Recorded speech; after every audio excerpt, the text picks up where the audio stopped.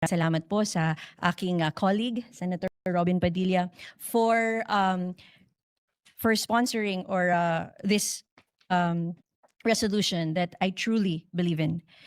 Mr. President, ang kwento ni Bobet ay kwento ng maraming Pilipino. Isang batang nangarap na maiyahon ang kanyang pamilya sa kahirapan. Isang batang naniwalang sa sipag, tiyaga, disiplina, at malinis na paraan, maaaring mabago ang iyong kinabukasan. Bobet's story is the story of countless Filipinos who continue to fight fairly despite the limitations life has placed before them.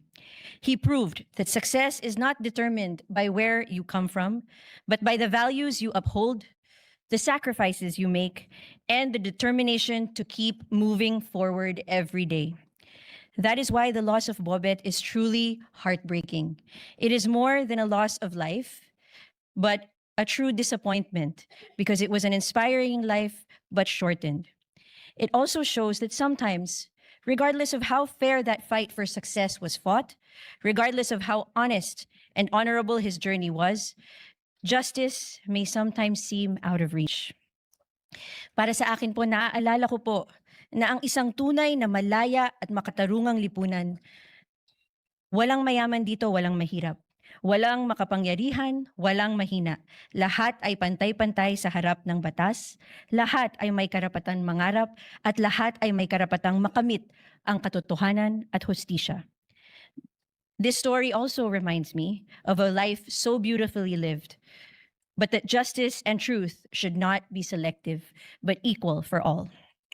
Justice for Bobet is justice for every Filipino who believes that doing what is right should never be a disadvantage. It is justice for every child who dreams of lifting their family out of poverty. It is justice for every young athlete who believes that talent, discipline, and hard work should define or can define their future. Amazing athlete, but also an amazing son, brother, friend. He is an inspiration not just for student athletes, but for all young people and for all Filipinos. Ipinakita niya na hindi bawal ang mangarap at walang imposible. Sa kanya pong ama na si Sir Rene at sa kanyang ina na si Ma'am Rovelyn, you have raised a fine son.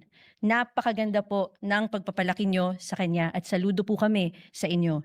Kitang-kita po namin kung gaano kabuti ang inyong anak at talagang bagamat naging maiksi ang kanyang buhay ay naging makabuluhan naman ito. At Bobet, kung saan ka man naroroon, maraming salamat sa lahat ng ginawa mo para sa larangan ng basketball, para sa iyong pamilya, sa iyong kapwa at sa iyong komunidad. Isa kang tunay na inspirasyon sa kabataan at maging sa lahat ng Pilipino. Hindi ka namin makakalimutan kailanman at nakikiisa kami sa iyong pamilya para mapatupad yung mga pangarap na naiwan mo. Yun